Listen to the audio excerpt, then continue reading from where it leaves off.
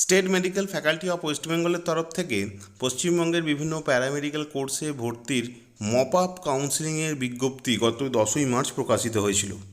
তো ডিটেলস বিজ্ঞপ্তি, কারা এতে অংশগ্রহণ করতে পারবে, সিট কটা আছে, সেই সংক্রান্ত বিজ্ঞপ্তি যেটা গতকাল প্রকাশিত হয়েছে এবং আমরা এই মুহূর্তে স্ক্রিনে সেটাই দেখতে পাচ্ছি।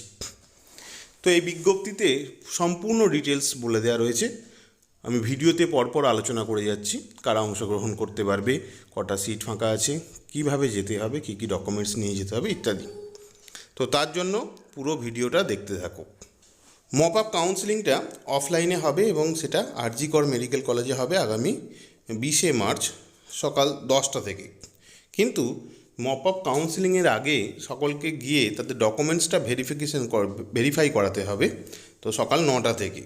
কারা 9টায় যাবে, কারা 10টায় যাবে, এর ডিটেলস পোর্শন রয়েছে বিজ্ঞপ্তিতে, সেটা আমরা পরপর আলোচনা করে যাচ্ছি। একটা সবচেয়ে গুরুত্বপূর্ণ পয়েন্ট হচ্ছে যে কারা এই মপ আপ কাউন্সেলিংটায় অংশগ্রহণ করতে পারবে। তো মপ আপ কাউন্সেলিং তারাই অংশগ্রহণ করতে পারবে যারা তাদেরকে কাউন্সেলিংয়ের জন্য রেজিস্টার করেছিল। অর্থাৎ মেরিট লিস্ট যখন প্রকাশিত হয়েছিল তারপর 100 টাকা দিয়ে কাউন্সেলিংয়ের জন্য, চয়েস ফিলিংয়ের জন্য যারা রেজিস্টার করেছিল তারা অংশগ্রহণ করতে পারবে। আর যারা কিন্তু কোনো সিট পেয়ে গেছে, সিট পেয়ে যাওয়ার পর কোনো একটি কলেজে পড়াশোনা করছে, ক্লাস করছে, তারা কিন্তু মপ আপ কাউন্সেলিংয়ে অংশগ্রহণ করতে পারবে না।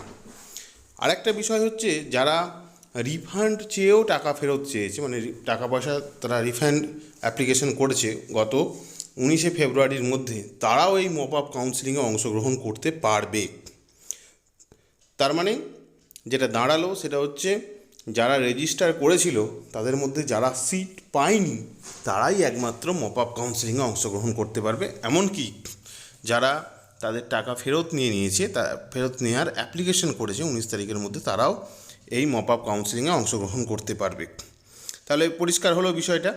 তার মানে তুমি যদি এই মুহূর্তে কোনো কলেজে পড়তে থাকো, তুমি এই মপ আপ কাউন্সেলিংয়ে অংশগ্রহণ করতে পারবে না। তো মপ আপ কাউন্সেলিংটা কাদের হবে, কিভাবে হবে? তো মপ আপ কাউন্সেলিংটা কীভাবে হবে? প্রথম স্টেপ হচ্ছে যে প্রথম মপ আপ কাউন্সেলিংয়ের প্রথম পার্টে যারা পিএইচ ক্যান্ডিডেট আছে তাদের প্রথম কাউন্সেলিং হবে। তারপর এসটি ক্যান্ডিডেটদের কাউন্সেলিং হবে। এসটি ক্যান্ডিডেটদের সিটের সংখ্যাটা অনেক বেশি। তারপরও এসটি ক্যান্ডিডেট যদি সব সিটে না পাওয়া যায় তাহলে তাদের সিটগুলোকে এসসি সিটে কনভার্ট করে নেওয়া হবে। কনভার্ট করে নিয়ে তারপর এসসিদের কাউন্সেলিং হবে। এরপর ওবিসি এ ক্যান্ডিডেটদের কাউন্সেলিং হবে। তারপর ওবিসি বি, যদি ওবিসি এ ক্যান্ডিডেট না পাওয়া যায় তাহলে তাদেরকেও সেই সিটগুলো ওবিসি বিতে কনভার্ট করে নেওয়া হবে। ওবিসি বি কাউন্সেলিং হয়ে যাওয়ার পর যে পড়ে থাকছে, যে সিটগুলো পড়ে থাকবে সেগুলো হচ্ছে জেনারেল যে কম্বাইন্ড মেরিট লিস্ট, যেটা সবাই মিলে আছে, সেখান থেকে কাউন্সেলিং প্রক্রিয়া হবে। তার মানে প্রথমে পিএইচ, তারপর এসটি, তারপর SC, OBC A, OBC B, তারপর জেনারেল মেরিট লিস্টের কাউন্সেলিং প্রক্রিয়াটা থাকবে। আচ্ছা, কাউন্সেলিং তো বলেই দিয়েছি 20 তারিখ হচ্ছে, এবং কাউন্সেলিংয়ের যখনই সিট শেষ হয়ে গেল তখনই কিন্তু মপ আপ কাউন্সেলিং শেষ হয়ে যাবে। আচ্ছা, পিএইচ ক্যান্ডিডেটদের তারা সার্টিফিকেট কোথা থেকে নিতে হবে তারা তাদেরটা জানে, আমি এই বিষয়টা আর বলছি না। ডকুমেন্টস ভেরিফিকেশন একটা প্রক্রিয়া থাকবে, যে কাউন্সেলিংয়ে অংশগ্রহণ করতে গেলে সকলকে আগে তাদের ডকুমেন্টসটা ভেরিফাই করাতে হবে, এবং সেই ডকুমেন্টস ভেরিফিকেশানটা সকাল 9টা থেকে হবে, ওই 20 তারিখই। সকাল 10টা থেকে কাউন্সেলিং, কিন্তু সকাল 9টা থেকে ডকুমেন্টস ভেরিফিকেশান। তার মানে আগে ডকুমেন্টস ভেরিফিকেশান করে তারপর কাউন্সেলিংয়ে অংশগ্রহণ করতে হবে। এবার প্রশ্ন হচ্ছে যে ডকুমেন্টস ভেরিফিকেশানে কী নিয়ে যেতে হবে? সমস্ত অরিজিনাল কপি এবং তার একটা করে জেরক্স কপি নিয়ে যেতে হবে। আর হচ্ছে অ্যাডমিট কার্ড, মাধ্যমিক বা সমতুল পরীক্ষার অ্যাডমিট কার্ড লাগবে, উচ্চ মাধ্যমিকের মার্কশিট, স্টেট মেডিকেল ফ্যাকাল্টি যে এক্সাম নিয়েছিল তার র্যাঙ্ক কার্ড, 100 টাকা দিয়ে যে কাউন্সেলিং অংশগ্রহণ করেছিল তার রিসিপ্ট কপি। আচ্ছা, একটা হচ্ছে medical fitness certificate, character certificate, এগুলো অরিজিনাল দিতে হবে। মেডিকেল ফিটনেস সার্টিফিকেট এবং ক্যারেক্টার সার্টিফিকেটটা অরিজিনাল সাবমিট করতে হবে, বাকি সবগুলোর জেরক্স কপি সাবমিট করতে হবে এবং অরিজিনালগুলোকে দিয়ে ভেরিফাই করাতে হবে। যাদের কাস্ট সার্টিফিকেট আছে তাদের কাস্ট সার্টিফিকেট, এবং যাদের পিএইচ সার্টিফিকেট আছে তাদের পিএইচ সার্টিফিকেট নিয়ে যেতে হবে।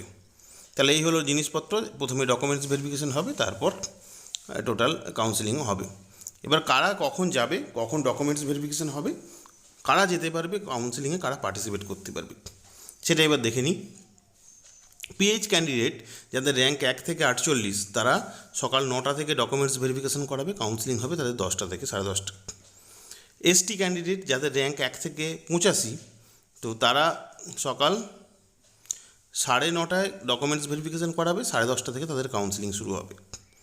এসসি ক্যান্ডিডেট যাদের র্যাঙ্ক 1 থেকে 2096, সম্ভবত সব র্যাঙ্ক যাদের আছে, এসসিদের সমস্ত র্যাঙ্কই প্রায় ডাকা হয়েছে, 1 থেকে যাদের 2096 তাদের সকাল 10টায় ডকুমেন্টস ভেরিফিকেশন হবে, 11টা থেকে কাউন্সিলিং হবে।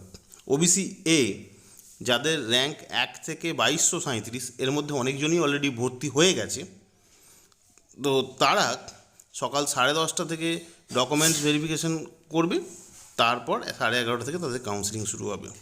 ওবিসি বি যাদের র্যাঙ্ক 1 থেকে 1912, 1 থেকে 1912 দেওয়া থাকলেও অ্যাকচুয়ালি অনেকেই ভর্তি হয়ে গেছে, বাকিরা আর কি, তো তাদের 11টা থেকে ডকুমেন্টস ভেরিফিকেশন হবে আর 12টা থেকে কাউন্সিলিং শুরু হবে।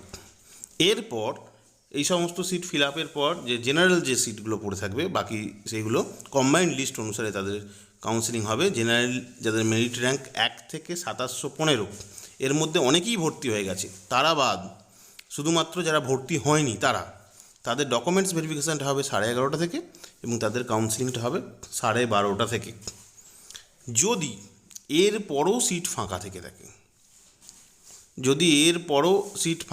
থেকে থাকে, তাহলে কম্বাইন্ড মেরিট লিস্ট থেকে তারপর কাউন্সিলিং হবে এবং সেই মেরিট লিস্টের একদম বলে দেওয়া রয়েছে 2716 থেকে 4114 পর্যন্ত যে র্যাঙ্ক কম্বাইন্ড মেরিট লিস্টে, তাদের 1টা থেকে ডকুমেন্টস ভেরিফিকেশান, 2টো থেকে কাউন্সিলিং।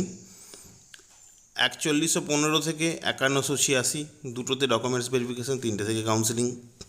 5187 থেকে 6065, 2.5টা থেকে ডকুমেন্টস ভেরিফিকেশান, 3.5টে থেকে কাউন্সিলিং। 6057 থেকে 13041, তাদের ডকুমেন্টস ভেরিফিকেশান 3:30 থেকে আর 4:30 থেকে তাদের কাউন্সিলিং শুরু হবে। তাহলে এই হলো কারা কখন কাউন্সিলিংয়ে অংশগ্রহণ করতে পারবে, ডকুমেন্টস ভেরিফিকেশান করতে পারবে। যারা এই মুহূর্তে সিটে চান্স পেয়ে যাবে, স্বাভাবিকভাবে ডকুমেন্টস ভেরিফিকেশান হয়ে যাবে, যাদের সব ঠিকঠাক থাকবে, কাউন্সিলিংয়ে কোনো সিট পেয়ে যাবে, তাদেরকে 15,000 টাকা দিয়ে ভর্তি হয়ে যেতে হবে। সেটা ড্রাফটে হতে পারে, ক্যাশেও জমা দেওয়া যেতে পারে, কোনো অসুবিধা নেই।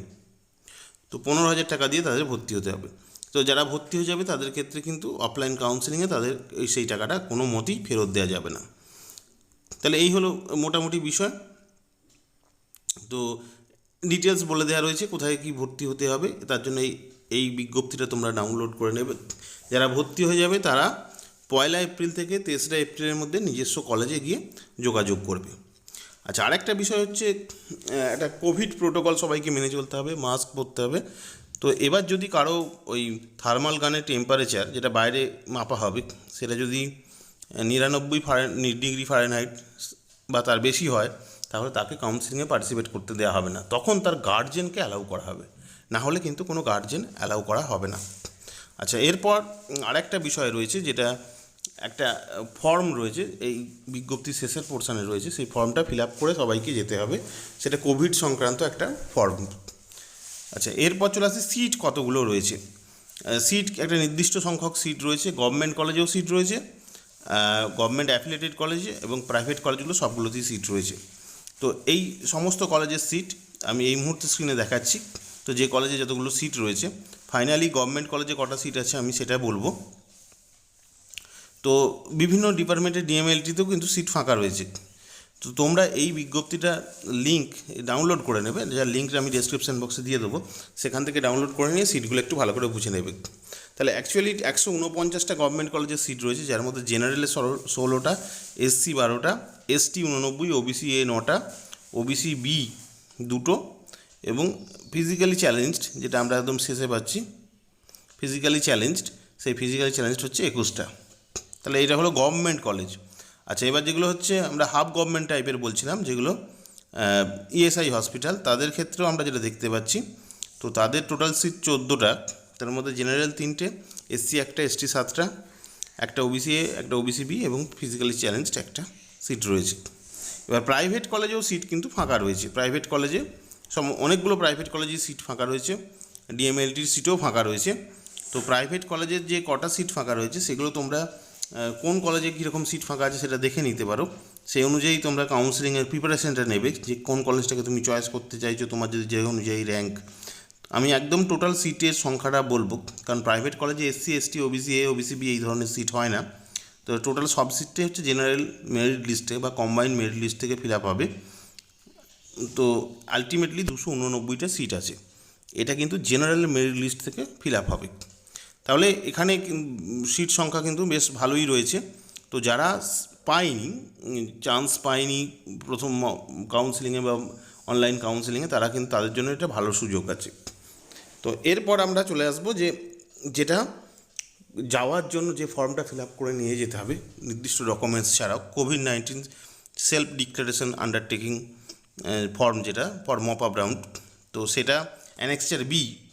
তো এই যে ফর্মটা রয়েছে, এই ফর্মটা তোমরা এই লিঙ্ক থেকে ডাউনলোড করে নিয়ে প্রিন্ট করে নিয়ে ফিল আপ করে তারপর যাবে, তোমার সিগনেচার দিতে হবে, এই হচ্ছে ব্যাপার। এই ফর্মটা জমা দিতে হবে। অ্যানেক্সার বি অ্যাকচুয়ালি তোমার নাম, অ্যাপ্লিকেশন নম্বর, র্যাঙ্ক, আর তোমার সর্দি কাশি ইত্যাদি বিষয়গুলো আছে কি না, শ্বাসকষ্ট আছে কি না, বা তুমি কোনো কোভিড পেশেন্টের কন্ট্যাক্টে লাস্ট ছিলে কি না কিছুদিন, এইসব লেখা রয়েছে, সেসব উপযুক্তভাবে তোমরা লিখে নিয়ে যাবে। তাহলে এই গেল মোটামুটিভাবে মপ আপ কাউন্সেলিংয়ের ডিটেলস বিষয়। তো এই বিষয়ে যদি কোনো প্রশ্ন থাকে অবশ্যই তোমরা কমেন্ট করো, আমি আমার মতো সাহায্য করার চেষ্টা করব। সুস্থ থেকো, ভালো থেকো, আমার চ্যানেলটা সাবস্ক্রাইব করে রেখো।